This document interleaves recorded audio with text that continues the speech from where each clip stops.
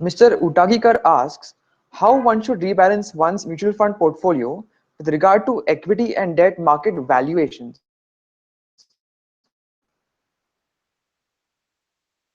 Ideally, if you are able to, think of a range, maybe that is something which should contribute to your, decided on a, say, for example, if you have decided, you have frozen on an asset allocation that 50% of your money will be in equity, 50% of your money will be in debt, and at the same time you also put some kind of rules for yourself that if the market goes beyond an extreme, if the market's PE it goes beyond 18, this 50% to equity will get reduced to 40%. But that I think will be very complicated for people to keep an eye on. But if you can do it, it can come in handy.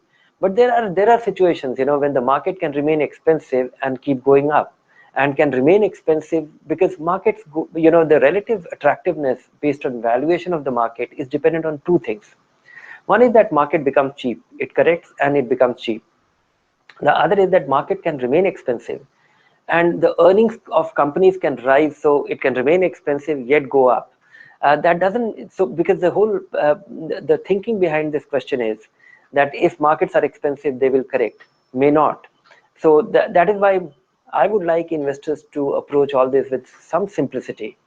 Approach it with balanced fund so that the rebalancing happens automatically, or set your allocation and do it on a defined time frame. Do it annually, be aware of the cost and the exit loads and taxes. That's one way of doing it. If you bring in too many variables, maybe too many moving parts, and you might be wrong on occasion.